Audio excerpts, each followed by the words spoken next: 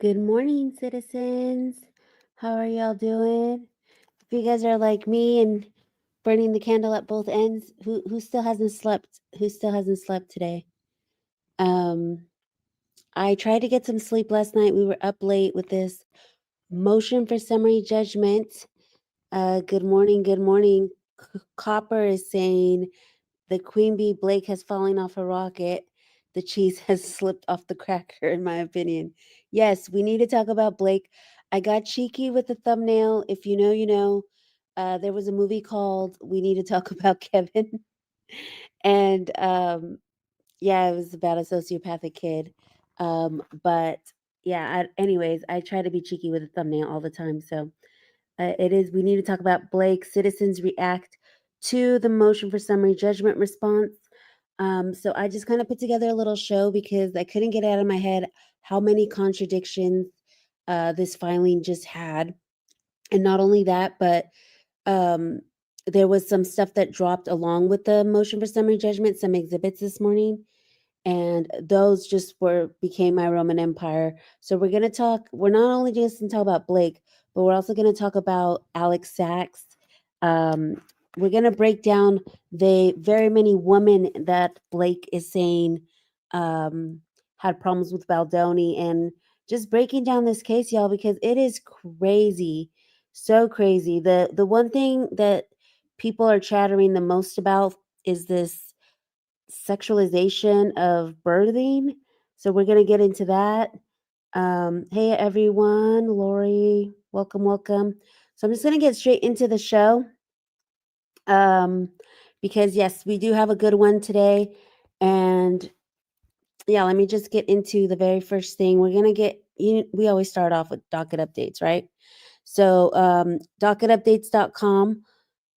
If you go down here, this is everything that's happened since yesterday. There was a mini unsealing. And so if you guys wanted to go check that out, we're going to get into a couple of things that were in there um, in that unsealing. But if you guys wanted to check it out in full, Docket Updates has it all uploaded. The Jones Works spoliation unsealing, and then Stephanie Jones replied to Jen Abel's conditional motion for summary judgment. And y'all know I really don't like mess with the Stephanie Jones stuff that much. There's other creators that get like further into it. I mean, I know it, but mostly I'll just like re-report what everyone else is saying because I don't really get into the Stephanie Jones side of it, even though it is juicy.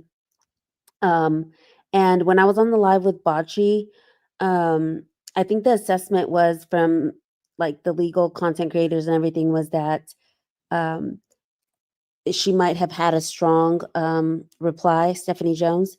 So I don't know how accurate that was or not. I'm gonna wait till some more content creators come out and but we were in the comments and I think they were saying like it seems like maybe she had a strong motion. And then you have Blake Lively replying to the MJOP and then the MSJ, which this one I wasn't really worried about the MJOP because the whole point of these, it's the motion for judgment on the pleadings is like it's supposed to be filed first, and then from there, whatever's narrowed down, then you file the motion for summary judgment. But for whatever reason, Judge Lyman put it all together. So for me, the most important was this one was the MSJ. And Carol over on Docket Updates is saying, notice, we'll continue posting today. The live finished late. They were up late last night. I think it was like a 5-hour live. I don't remember how long. I don't remember when we started, but yeah, it was pretty late. I ended up passing out at some point. But then I was like waking up in the middle of the night just thinking like, wait, this doesn't make sense. Alex Sachs did this or like just little things that I would just so I didn't get like solid sleep. I was kind of tossing and turning because I just kept thinking about like all like we have to go back. We did that last stream where we were like, we have to go back. Um because if you know the case and you go backwards and you're like, this doesn't make sense with what she had already said. So anyways, make sure you guys go support docketupdates.com. They have the little buy me a coffee down here if you guys want to buy him a coffee. I went and supported her last night because she was in the weeds. She was trying to upload everything and then buying stuff off Pacer and stuff and trying to get it uploaded. And she was pretty quick with getting it all uploaded onto the docket. So I wanted to start there to show support, and then we're gonna go ahead and get into. Um, oh, I wanted to show you guys this. This is uh, the spoliation sealing, the unsealing that was happening, and how cool it is. You could just flip it.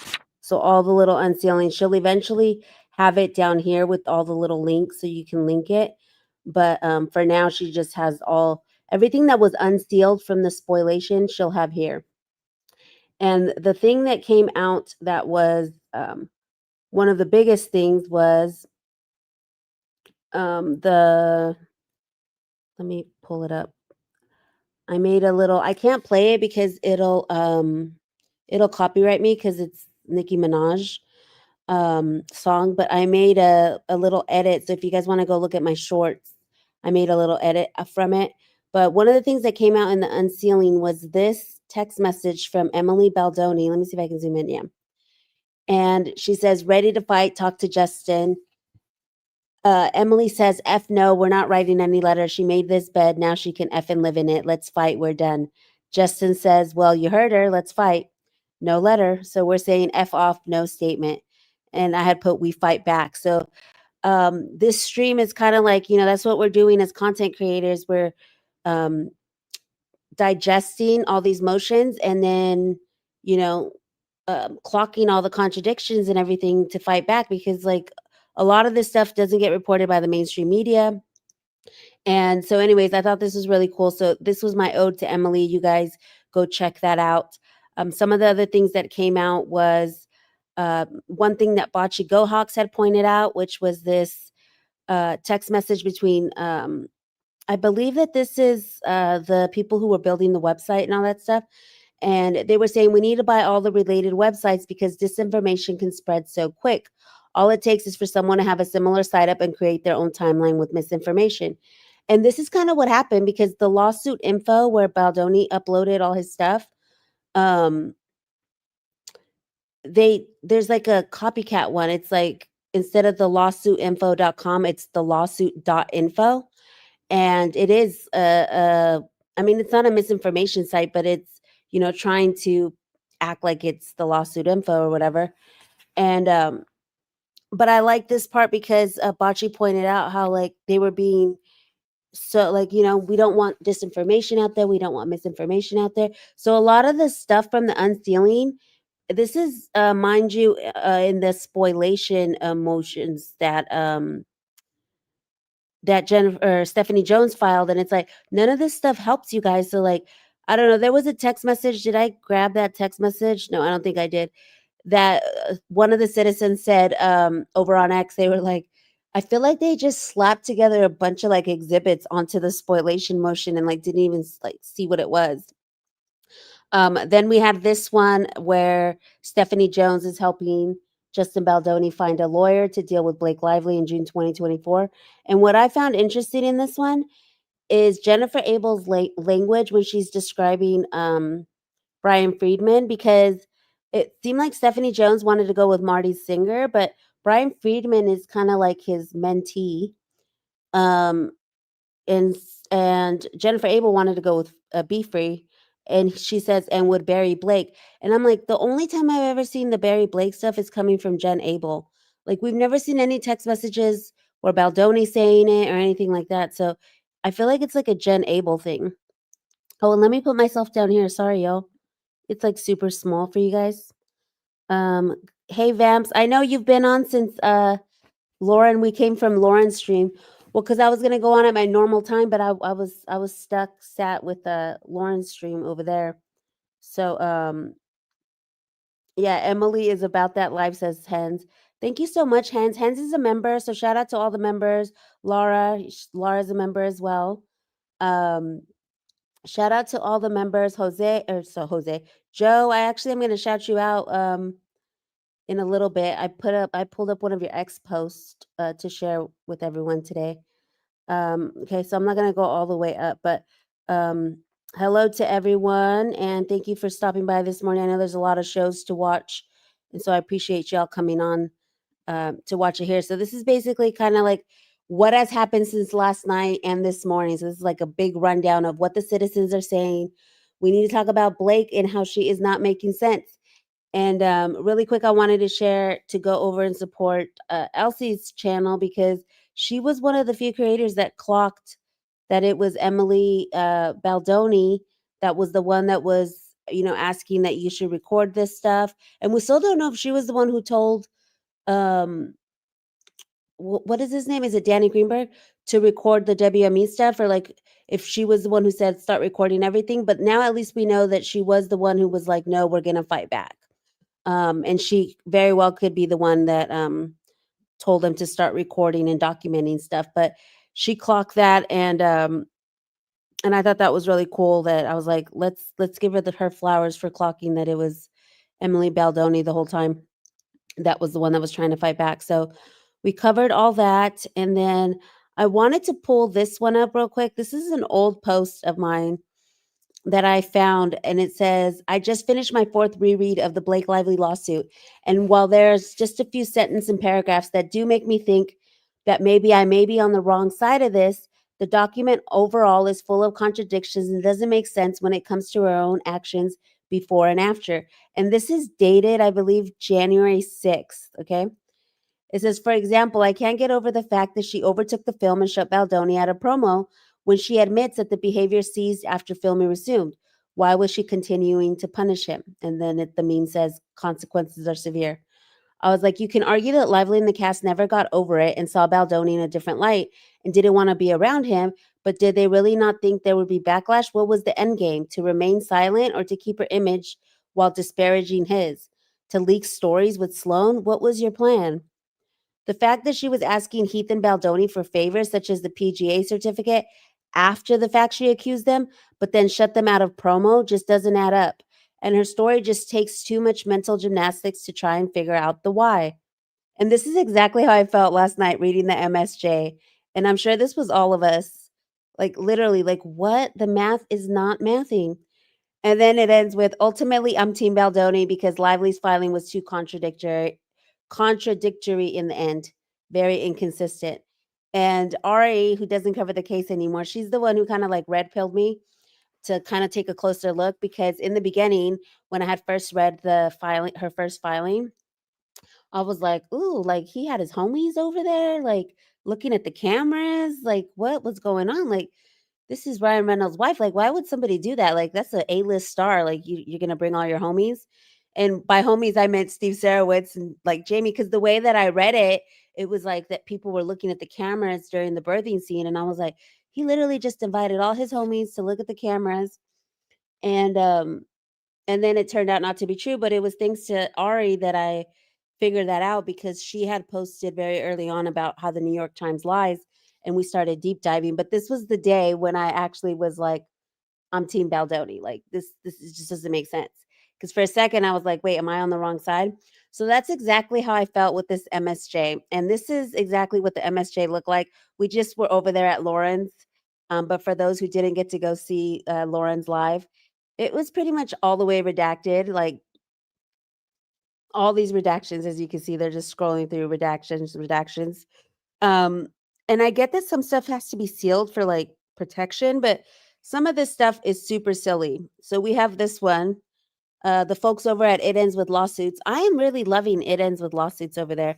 It was a little shaky there for a minute, but now it's like one of my favorite places to go to see what citizens are saying.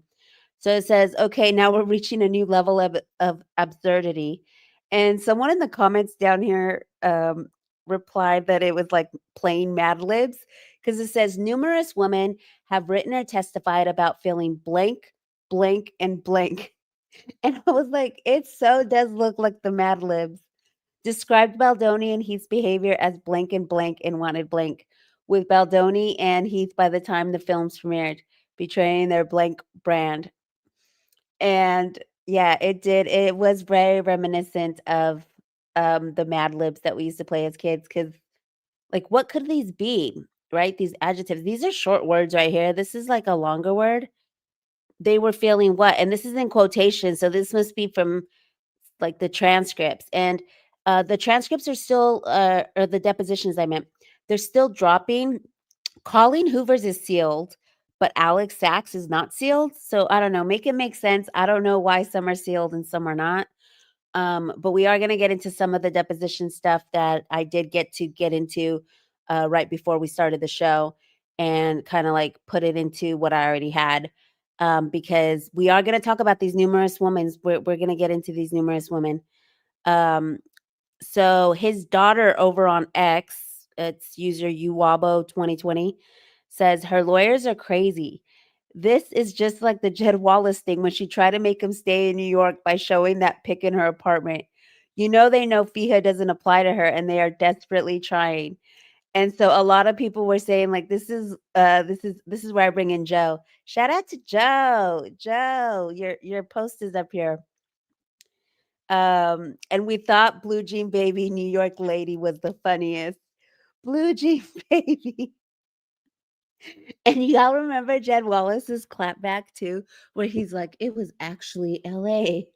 Is it LA lady? It's Blue Jean Baby, LA lady. And it's like in California, where she rightfully lives. Like she even quoted it wrong. Um, no, the trolls went back under the bridge. They sure did. They sure did. Luckily, we don't have any trolls. It's so fun because I was just in the chat with all of y'all over on Lauren. So it's like, let's head over to the next one. I feel like we're like bar hopping or something. And I feel like days from the lack of sleep. I'm like, I'm slap happy. So sorry if I'm all like super giggly, but um I just could not stop laughing. Like reading a lot of this stuff, I could not stop laughing because I'm like, this is so ridiculous. Um, so yeah, let's continue on. Shout out to Joe. Joe says, "Yay!" I thought it was really cool. I was like, I bet he's gonna get excited when I pull it up and he sees it up there, his name on the big screen. Okay, so we're gonna go ahead and continue. And oh, this is the next one that came out. Let me go ahead and play this for you guys. It says, "This is how everybody felt." What the fuck? What the fuck? I think we could actually say the F word because it's like after a couple minutes, I think you are allowed to cuss on the stream. But it says, WTF, I hope this is the lead headline in the morning and goes viral because she will never beat the allegations. If you know, you know. And so these are the allegations that she's targeting Jamie Heath.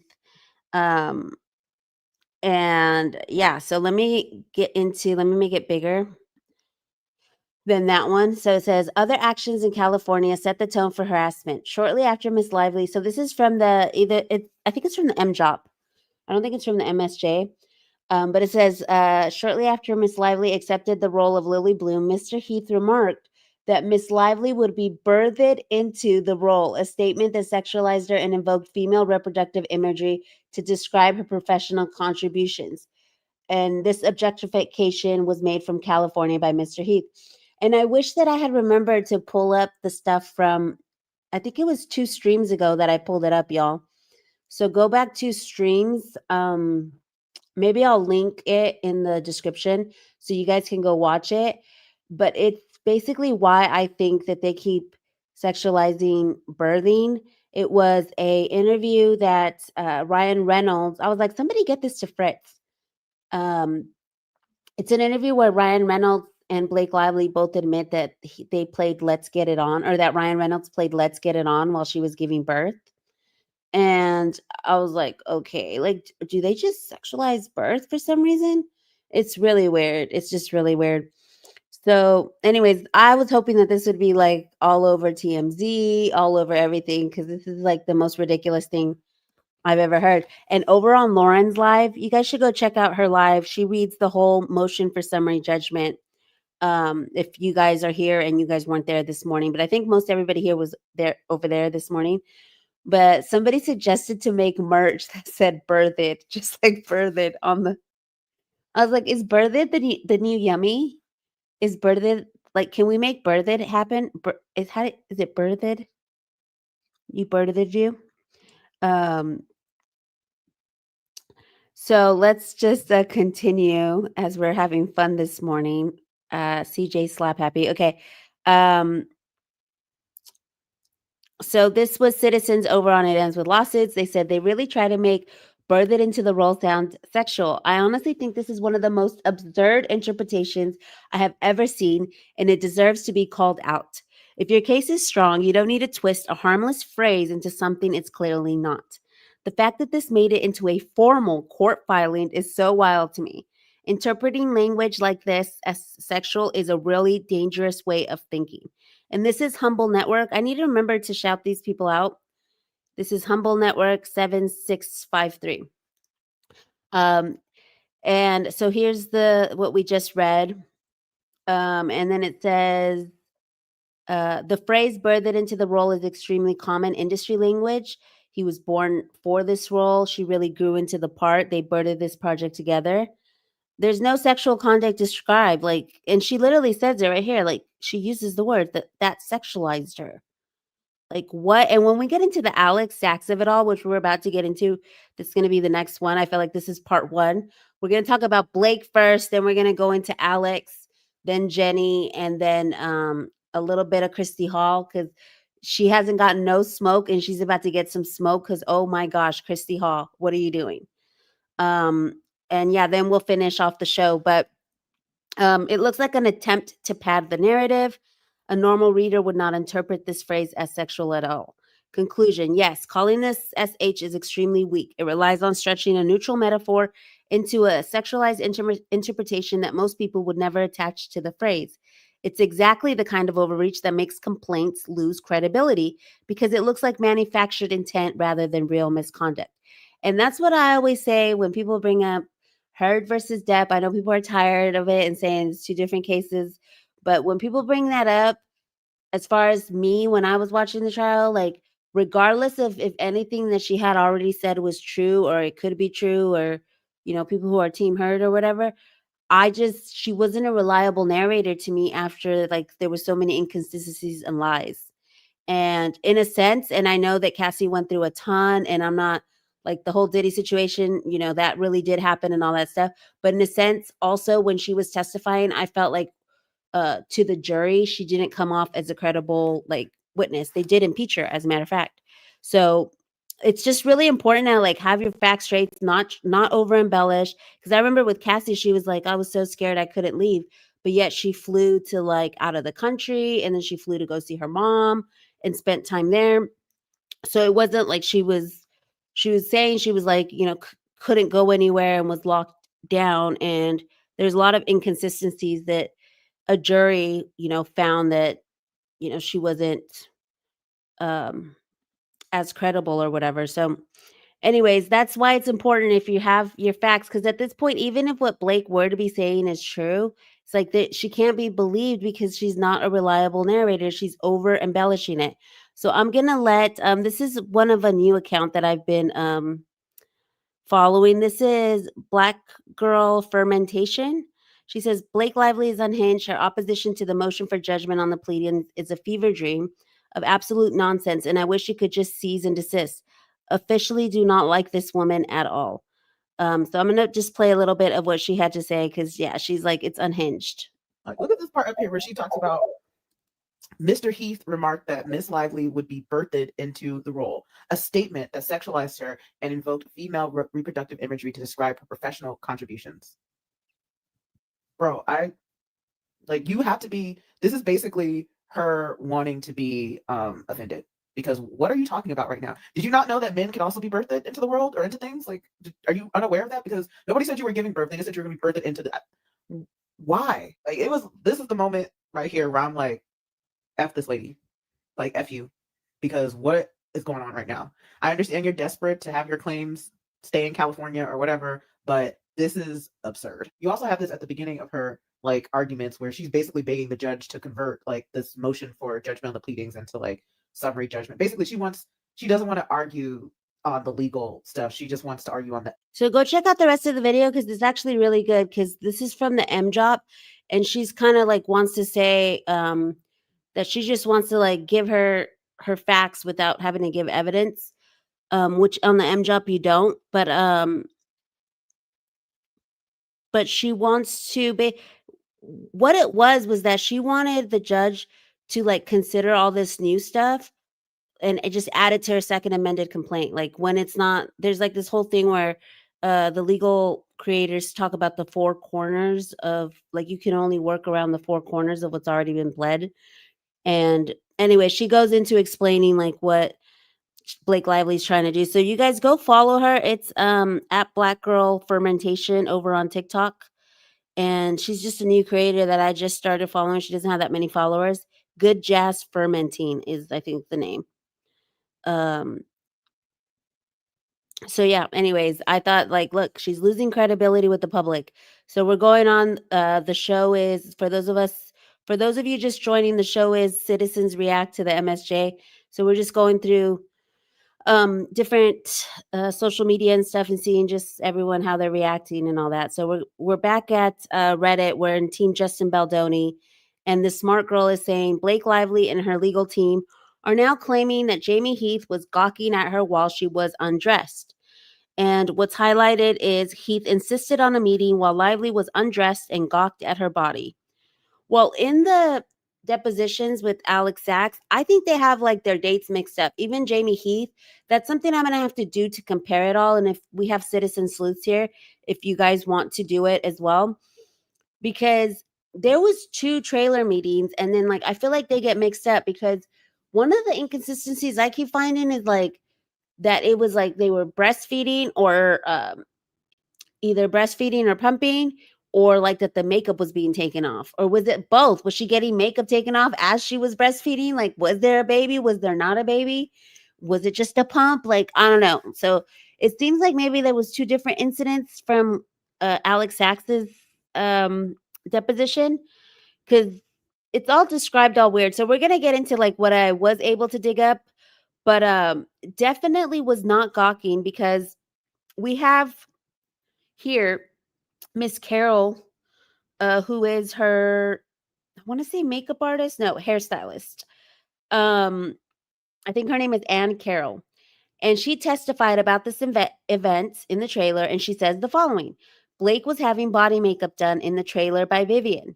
We heard the door open and looked at and went, whoa, whoa, whoa. And so she's saying that they said, whoa, whoa, whoa. But then there's another part of, I think it's Vivian's, where she says that maybe it's not Vivian's, it's, yeah, I think it was that they said that she said no, like don't come in. And it's not in her deposition because her deposition is only 4 pages, but it's in, whose deposition did I read it in? I'm trying to remember whose deposition I read it in. I think it might have been Steve Sarowitz, because like this one is Jamie Heath's deposition. It took me forever to find this because I was like, I know I read it somewhere. Oh no, this is Steve Sarowitz's deposition, and he asked him to read it, because I kept thinking it was in Jamie Heath's, and I was like looking all over the place for it. But here she says, it was Jamie at the door, and I grabbed a cutting cape, which was over my chair, and held it up to try and cover her. Like, what do you mean you tried to cover her? Like, it's a giant cutting cape. Cutting capes are like what you put when you go get a haircut.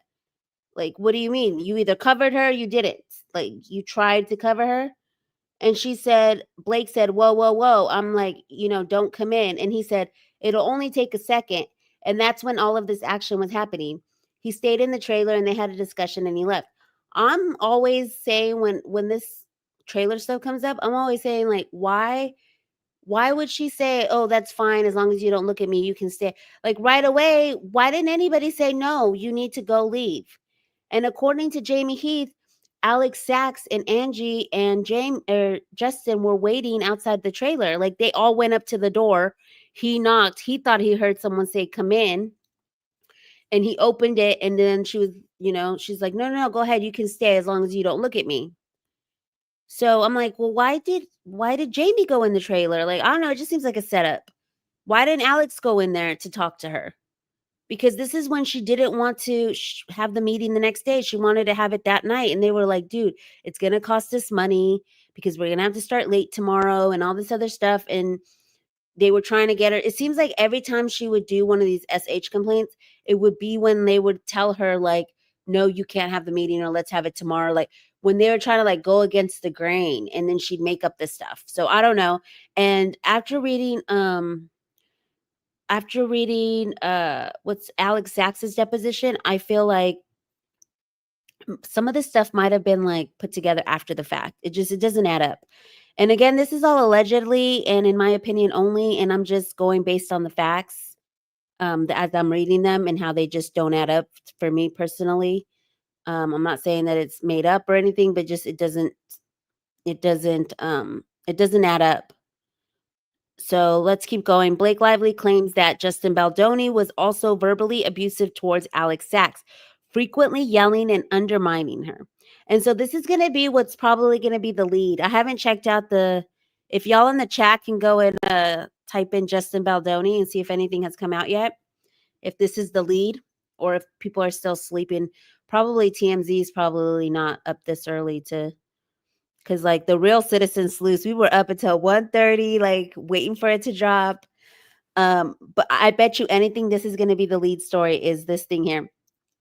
Baldoni consistently yelled at Sachs and exhibited rageful yelling. Okay, so there is an interrupting reaction. So this rageful yelling or interrupting reactions that's in quotes when Sachs spoke, she never said it was rageful yelling. The lawyer who's like basically cross-examining her or whatever, or not cross-examining her, but taking the deposition, he's like, he was raising his voice, right? Wasn't he? His voice was raised, right? And then it was like he interrupted you, right? Because he wrote that he interrupted you.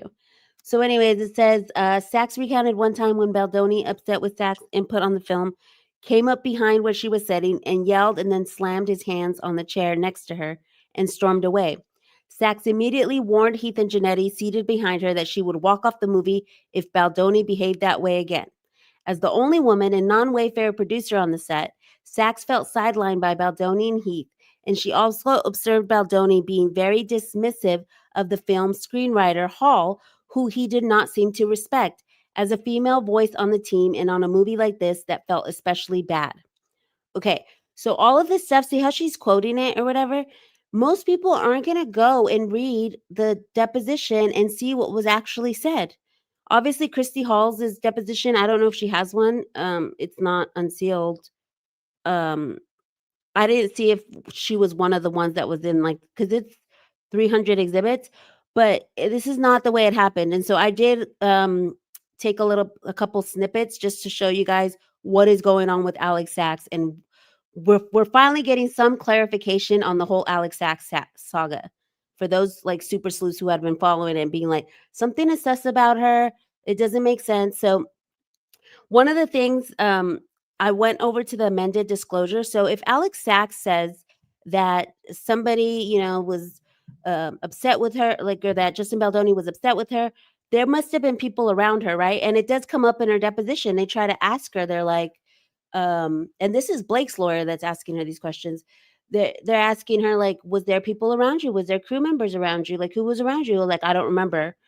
But look at Wayfair's list. They have the boom operators, A camera, B camera, script supervisors. Most of their list is crew. So why wouldn't Blake, if she's trying to prove that Alex Sachs was like, he was this raging machine, why wouldn't the only people who supposedly witness it is just Alex? I haven't seen if Angie Janetti says that that's how it happened or whatever. But even when she retells it, she's saying like it was a really long day. We were trying to shoot. Things were hectic. Like it was already like overwhelming. And he came up and asked me if like he had gotten the shot, and I told him, yeah, you got the shot, and he still wanted to get more footage, and so he slammed his hands on the chair and was like, Alex, and then just walked off. And I'm like, well, we already know that he was going through some stuff because he was portraying Ryle. And she couldn't remember exactly which scene it was. It could have been like a really like important Ryle scene, or it could have just been a scene where he meets Lily's mom or something. But she couldn't remember what the scene was that he wanted to retake. But either way, it's like, okay, so it was a one-time thing. And if he raged, he didn't like flex on her or nothing. He like pounded his hands on a chair next to her. So I don't know. I mean, I could see why maybe some people that don't experience like, yelling or whatever. But I'm like, it's a movie set. I don't know. That's how I imagine. Like, y'all ever see Jim Carrey on, what is it? The Man on the Moon? Like, yeah, I don't know. I feel like it was And it was a one-time thing. So we're going to get into how many times he actually yelled at her. But first, let's go back to the citizens. A smart girl again continues, and she says she's over on It Ends with Lawsuits now. So the two-faced snake, Alex Sachs, and this is not even my opinion. This is citizens' opinion, so don't come at me. Wanted to replace Justin Baldoni as the director and restrict Jamie Heath's access to the set of It Ends with Us. WTF. So Sachs immediately texted Janetti and said, "We need to replace our director and restrict Heath's access to the set." Sachs escalated Slate's concern directly to Baldoni and Heath, repeatedly encouraging them to investigate because she wanted it to, quote, be taken seriously and to create a, quote, more comfortable work environment for everyone going forward. Okay, y'all. So let me take a little break and look at the chat real quick. Thank you, Shanonos. Let me go up and because I can't. Let me go up to find it. I said this on Lauren's chat. He probably spoke about a whisper and then accidentally bumped into a chair and then probably apologized to the chair. I mean, but people can have like a rough moment. I've been around people who have had just like a rough moment because they're like overly tired or hungry. Like some people don't have like emotional, what is that called? Like regulation. And maybe he just had a moment. Like he didn't attack her, he didn't put hands on her. Plus, he's playing Ryle, and he even told us that he would have to shake him out of him, and like he'd start crying to try and shake it out of him. So even if it did happen, we're gonna get down to the bottom of it here. I'm about to get into the good stuff, y'all. But I'm just gonna look at the chat real quick and see who. Andy Kaufman from Taxi, yeah, the man on the moon. Yeah, it was, but it was Jim Carrey, and he was just like slamming things everywhere, and like it got pretty crazy. And I'm not saying that that's okay. She said, "Does she mean Truman Show?" No, it was Man on the Moon, where Jim Carrey was method acting, and he was just kind of like going all over the place.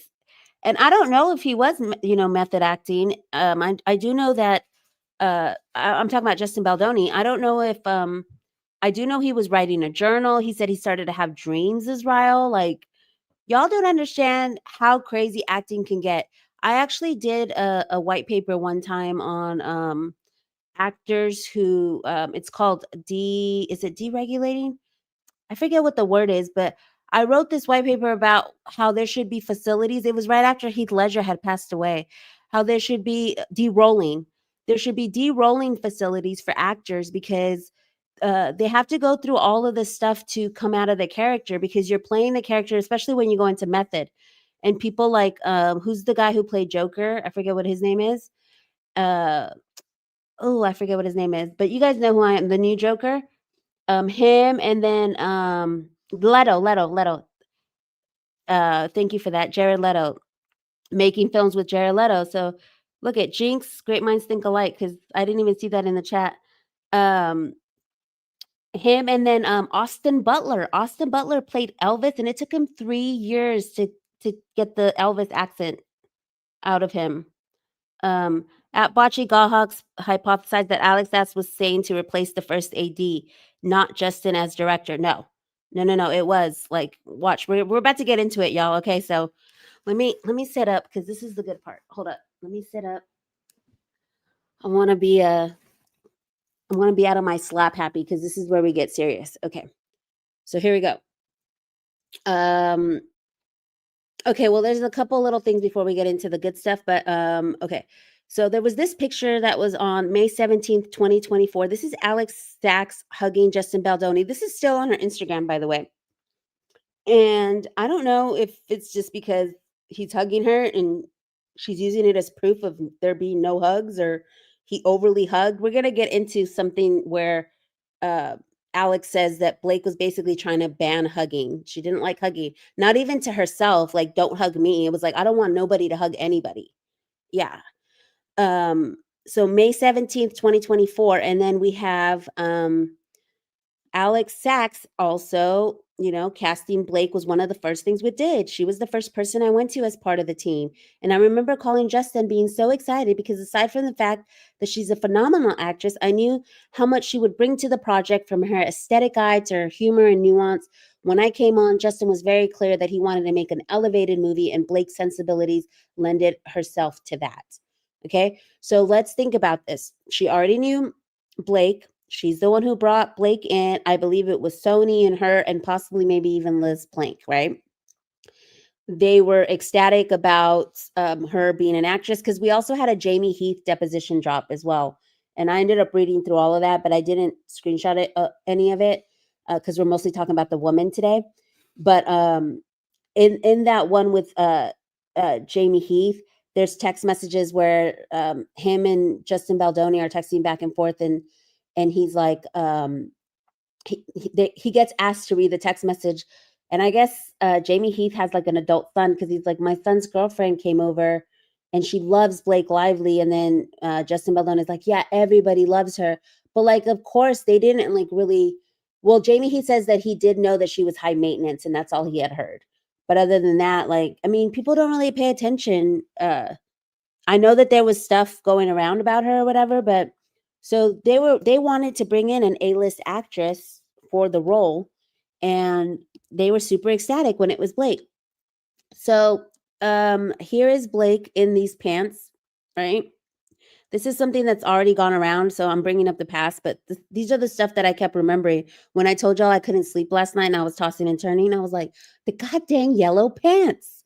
Like, what about the yellow pants? Because then on May 1st, 2024, so you guys remember that other picture, right? This was May 17th, 2024, and this is May 1st, 2024. And here she is with the yellow pants, Blake's pants. So I don't know if they just bought matching pants, if these are Blake's pants, but it just seems like she was very close to Blake, that she could, I don't know. I don't know what I'm saying, but you guys can make your own conclusions from what I'm pulling up, okay? So here is where the realty is. It's on page 109 of Alex Zach's deposition, okay? So I posted this to X before I came on the stream. It says, because I knew that I was more than capable of running the movie. They just weren't letting me. And so his presence was actually not needed. So if he was making someone so uncomfortable, I didn't see the reason for him to be there. She did not want Jamie there because it turns out that earlier in this deposition, she says that Justin originally hired her as the producer. So it was just going to be her, Justin, and Blake. And then she shows up for like the first initial meetings, and Jamie's there. Jamie has gotten hired. So right away, she had a chip about Jamie. And so they'll never beat the allegations, no matter what. Y'all can't tell me no difference. And because from the get, she did not want Jamie there. And look what she says. I knew I was more than capable of running the movie. This is right after Jenny Slate tells her that that she made him feel uncomfortable. And we're going to get into the Jenny Slate of it all because I also screenshotted those. That she felt uncomfortable with Jamie. And so that's when she texts like, Jamie's got to go. We need a new director, and Jamie's got to go. He can't be on the set. So she wanted Jamie gone, and she wanted Justin gone too, because you'll see, everybody wanted to direct. They wanted to take the entire movie from him. Like, look, she says it in her own words. I knew I was more than capable of running the movie. Let me go look at the chat, because are y'all as gagged as I was when I read it? Oh, thank you so much, Gloria. She used BL's racist words nuanced. Yeah. Yeah, like, are you guys reading this? This is just crazy. Alex, okay, let's see. Alex Sachs had A24 as a distributor for her 2021 Red Rocket movie. In January 2022, Ryan Reynolds was then listed as his partner at the launch of his GEI website 2022. Yes, that's what I'm saying. They're all connected, because I'm like, what? The Sisterhood of the Traveling Ugly Pants. I love you should know those pants are ugly. Why is it that he was only mean to these girls, these 4 or 5 girls that were all adjacent to Blake and that ended up getting something out of it in the end of the movie? Why wasn't it like the girl that was at craft services that he was yelling at? Because she literally says that it was gender based because I was the only one that he was yelling at. I'm like, well, maybe he just had a problem with you because maybe there was something going on like that you weren't doing correctly. Like, We don't know why he was yelling or upset or what it was. And then she tries to act like he yelled at her all the time. And when they asked her, she's like, oh, just like those 3 times. Like, oh yeah, it was a bunch of yelling. Well, when? Well, it was just those 3 times. And it turns out that 2 of those times was just him interrupting her, not even yelling at her. So it's like, it's so crazy. But yes, so right here we see that she was more than capable of running the movie, and it gets worse, y'all. It gets way worse. Um, and then here it goes. Why she didn't why she didn't think that she could get rid of Jamie. Because if Justin felt like I could do the job on my own, he would have never put Jamie on the movie in the first place. Like, is it just me, chat? I want y'all to let me know. Is it just me, or is this starting to sound like a little sus? Okay, let me just pull one more up, right? There was a lot of hugging and touching amidst the Wayfair team. It's just seemingly sort of how they do business and interact with each other. And it sounds like she was referring to how sometimes the guys would make jokes about how they couldn't do that, but not really that. The joke could be you can't even make eye contact with people anymore. And she goes on to say, and I didn't screenshot it, that it was like not professional to hug on a set. It was unprofessional to be hugging. She didn't want nobody to be hugging. This is Blake. This is Alex's deposition, but she's talking about Blake. She didn't want nobody to be hugging because there was too much hugging and touching. That was their culture, and it was not professional. So they would just joke around because Blake was like not wanting any hugging, no nothing. He's like, you can't even look nobody in the eye. Like, don't look me in the eye. Like, we can catch a case. So yeah. We're gonna get into the slate of it all now. Next. Where it says Sachs immediately texted Janetti that we have real issues and we need to replace the director. Oh, I already went through that. Okay, so I don't need to pull this one up. But it's where Jenny Slate escalates her concerns directly to Baldoni and Heath. Where is it? Oh, where the complaint came up. It's up here. Sorry, I messed it up. It was where she made a complaint to Janetti, or to because I think the next tab is this one. Because she never made a formal complaint. So Jenny Slate never formally complained. She never said like, oh, this is the name. That's why they changed it and rewrote it on that one article, because she just went and told Alex Sachs, and then Alex Sachs, it was just like a bunch of girls just gossiping. Then Alex Sachs would go and tell Angie Janetti, like, oh my God, the boys are doing this. And then she'd be like, oh my God, are they? Like, it was pretty crazy. And then so here's the Jenny part. You guys remember that time when it came out, like, what her complaints were? This is her complaints. There was a mention of some kind of comment that Jamie had made to Jenny regarding how generous they had been with their housing allowance and that it was important for them to take care of new mothers, and that made her uncomfortable. And then there was a lot of other conversation, non-specific, that she was uncomfortable in both of their presence and really would prefer to never see Jamie again. But when all this happened, right, this is when her and Alex went to like a brunch that all this came up.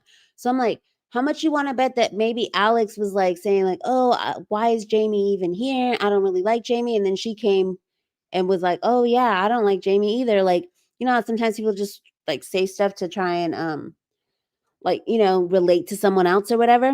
Cause this is so petty. Like, you'll see the second part where she says it. And this part right here where she says, um, non-specific other conversation, when the lawyer tries to be like, oh, and you mentioned other non-specific conversation. She's like, no, it was just those 2 times when he called her wardrobe sexy.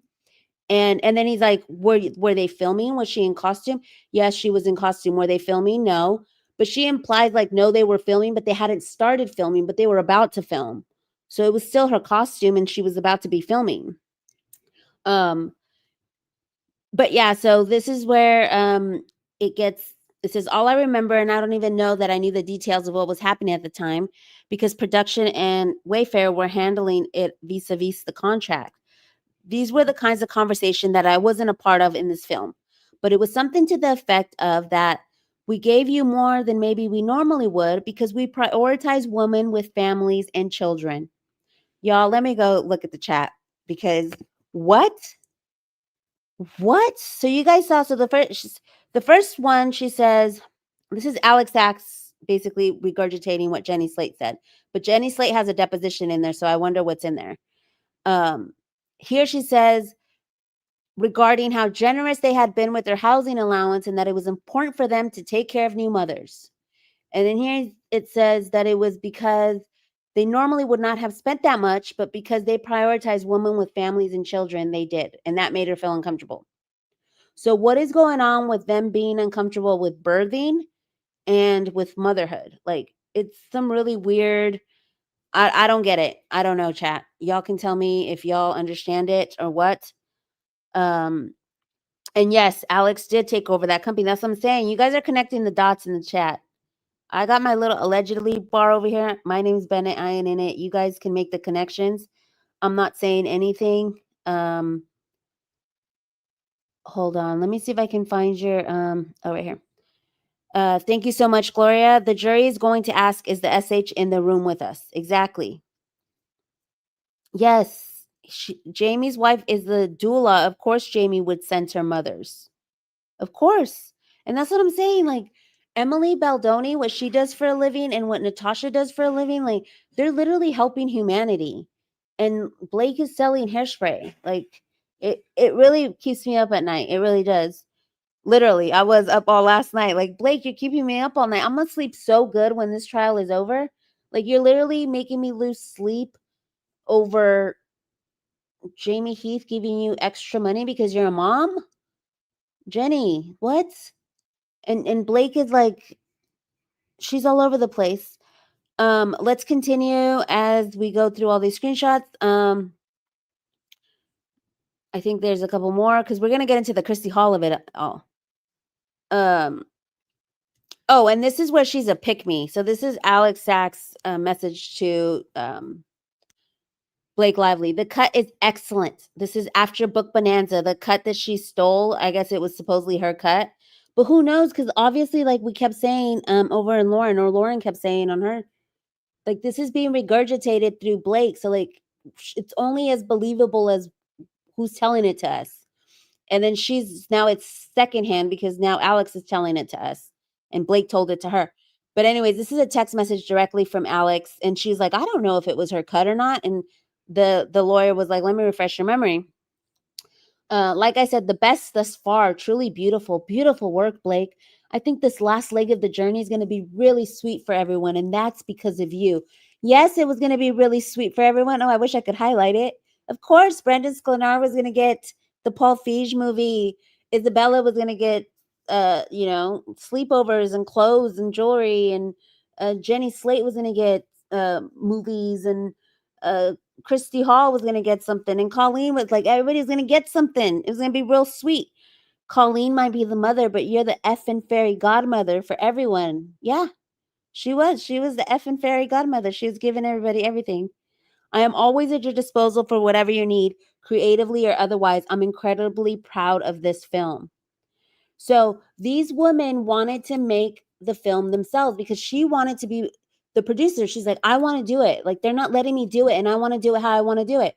And when she went and told Angie, like, we need to get them out, Angie was like, we can't. Like, what do you mean? They own the movie. This is their movie. This is their studio. What are you talking about? Well, the two actors feel uncomfortable, which was Jenny Slate and Blake Lively. But did they really feel uncomfortable, or were they just making that up because they were trying to boot them out so they could take over the movie?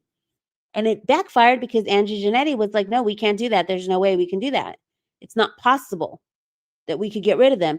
I'm saying, like, if that were to happen and it was someone else's movie, like, wouldn't the actors have to, like, we need to find new actors? Because then there's a part where poor, I always say Judy Bloom, but you guys know the first AD?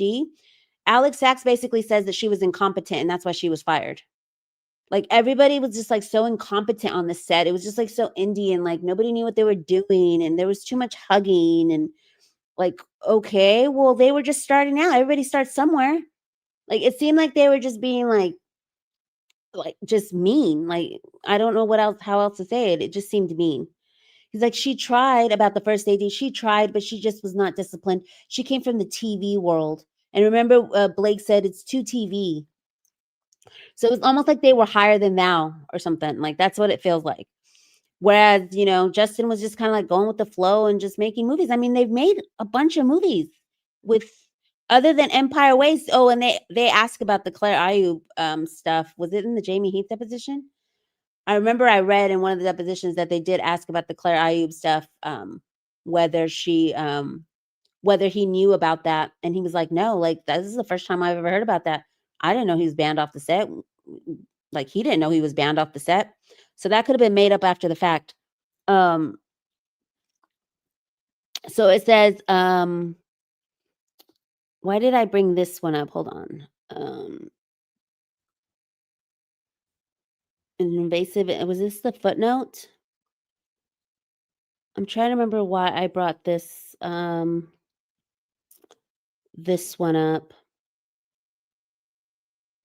Was it for the footnote? Because this is where the Christy Hall stuff comes in, right? Oh no, this is the kid pool stuff. Hold on, y'all. Let me remember what this one was, because I don't remember. This is the kid pool one, or is it? I'm trying to remember, because now it like got confusing over here. Hold on, because the next slide I have is about Inez Reynolds. What was I trying to? I thought I went into Christy Hall. Okay, I'm gonna skip those because I don't know why I have those. But here is Christy Hall. Here is, hold on one second. Let me hold on one second. Let me figure this out. Sorry, y'all. It's always like a technical difficulty, but I only have like 3 more slides left. I know it's already gonna be like 1 hour. Okay, hold on.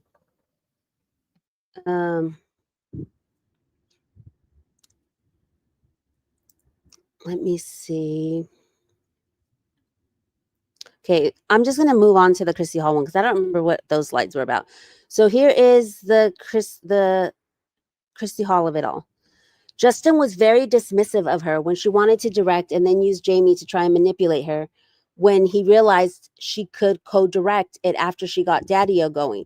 So Christy Hall wanted to direct, y'all. Christy Hall wanted to direct the movie. It Ends With Us. She wanted to also direct, and she was mad because they wouldn't let her direct. And it says something about how she could co-direct it after she got Daddy-O going. And Daddy-O is this movie here. 2023 American film written and directed by Christy Hall. So I don't know if this was after the fact or before the fact, but yeah, that's what that text message is. So that was the third part of it, where it's like basically all these women. Here, it was Lively, Slate, Sachs, Ferrer, Hoover, and Hall.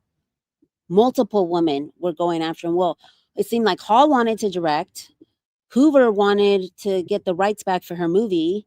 Ferrer was just going along for the ride, I guess, with, all the bonuses she got. Sachs wanted to be the main producer, which she did get that.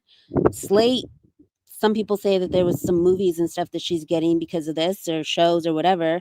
And then obviously Lively wanted her PGA credit. So multiple women, and I feel like we've summed it up here pretty well. So let me just read the chat before. I think that's all the ones. I wish I could remember what those other tabs were for, because I had the kid pool one. I think it was something that she said that was like, I'm like, it's rich of her to say something. Oh, okay, I found it. It's this one. Baldoni added gratuitous sexual content and spoke about his sex life. And then it talks about how he added gratuitous sexual content for a minor somewhere here. For an underage. It was in the footnote. Because it even says they blame Janetti for suggesting a more sexualized script, but even if true, that did not grant Baldoni the right to bypass Lively's approval rights or to use his personal sexual life for justification. And he added gratuitous hypersexual content for Ferrer to perform, despite the fact that Ferrer portrayed an underage teenage girl. And I'm like, really? Because this is what your husband did to a 7-year-old. And citizens are disgusted by Inez Reynolds' kid pool line because it's extremely gratuitous, and Blake Lively talked ad nauseum about Baldoni being a creep for wanting to add gratuitous sex scenes in a film based on a book that was smutty and whose actors were not underage. So that's what that one was on. That is the show for you guys today. I hope you guys enjoyed it. There was a lot of... Sorry I had that up. that was a lot of tea that I spilled, especially with those screenshots. Like now it's come full circle. Like we know the story now. There are more depositions, and sorry, I had to step outside because it was super noisy in there. But yeah, now at least we can start adding everything up, and hopefully these depositions will drop throughout today, and we will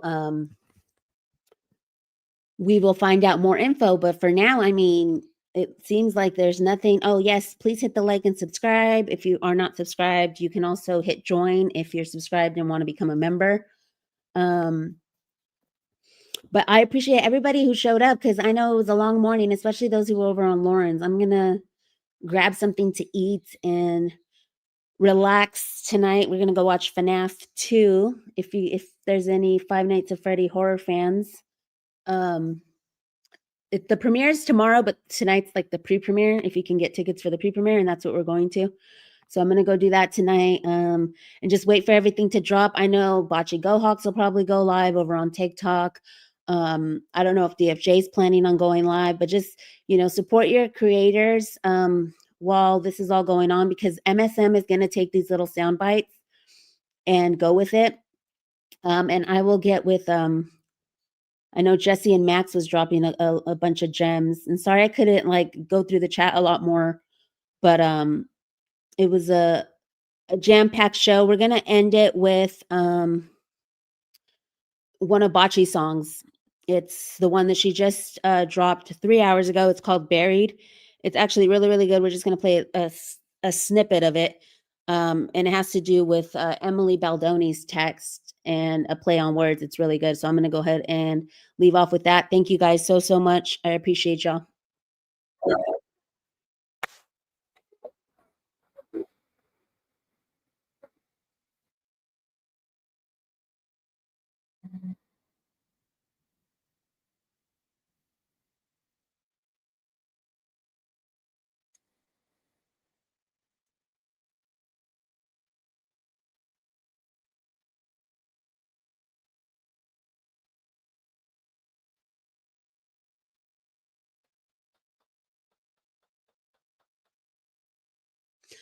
All right, y'all, take care, and we will see you on the next one.